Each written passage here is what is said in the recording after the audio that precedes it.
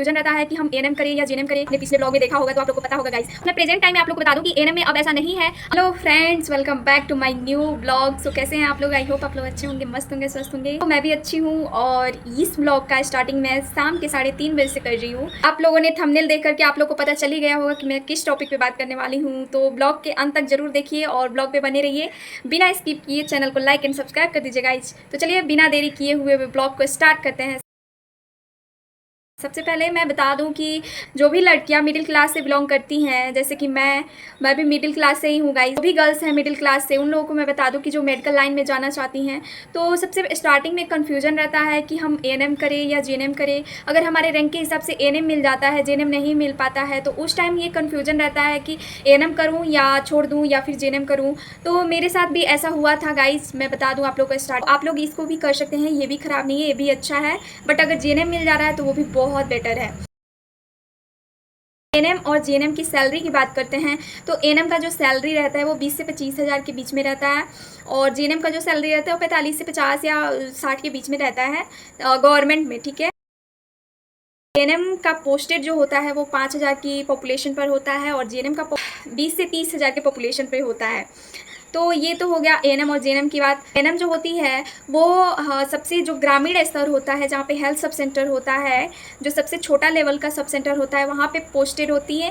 जबकि जो जीएनएम होती हैं वो पीएचसी पर पोस्टेड होती हैं या सीएचसी पर भी उनका पोस्टेड देखने को मिल सकता है। एएनएम का कोर्स होता है, बहुत सारे लोगों के मन में होता होगा कि ये 2 साल का होता है या 3 साल का होता है और जीएनएम का 3 साल का होता है या 4 साल का होता है। तो मैं बता दूँ कि एएनएम का जो कोर्स का सेशन होता है वो 2 साल का ही होता है और जीएनएम का जो होता है वो 3 साल का होता है। बट हमारे बिहार में क्या होता है गाइस कि अभी मेरा ही है 2022 टू 24 सेशन, बट यहाँ पे बहुत ही लेट, बहुत ही स्लो चल रहा है सेशन, जिसकी वजह से मेरे को 2 साल का कोर्स 3 साल करने में लग चुका है और अभी तक सिर्फ हम लोग का एग्जाम हुआ है सेकेंड ईयर में। अगर आपने पिछले ब्लॉग में देखा होगा तो आप लोग को पता होगा गाइस, और अगर आप लोगों ने नहीं देखा है तो पिछले ब्लॉग को जरूर देखना मत भूलिएगा। और जो जीएनएम होता है उसका 3 साल का सेशन होता है। तो अगर आप लोगों को एएनएम और जीएनएम से रिलेटेड कोई भी चीज़ पूछना हो तो आप लोग पूछ सकते हैं। बेशक मैं उसका जवाब देने का पूरा कोशिश करूँगी। मैंने जो अपना एएनएम किया है वो एएनएम स्कूल बैकुंठपुर से किया है, जो गोपालगंज डिस्ट्रिक्ट उसका पड़ता है। और इसका जो एग्ज़ाम होता है, किसी भी एएनएम या जीएनएम का जो भी एग्ज़ाम होता है वो पटना सिटी में ही होता है और इसका प्रैक्टिकल भी पटना सिटी में ही होता है। सिलेबस से रिलेटेड अगर बात करें कि एएनएम में कौन कौन सा सिलेबस होता है, तो आप लोग को बता दूं गाइस कि एएनएम का जो फर्स्ट ईयर में जो सिलेबस होता है उसमें 4 सब्जेक्ट होते हैं और सेकेंड ईयर में 2 सब्जेक्ट होते हैं।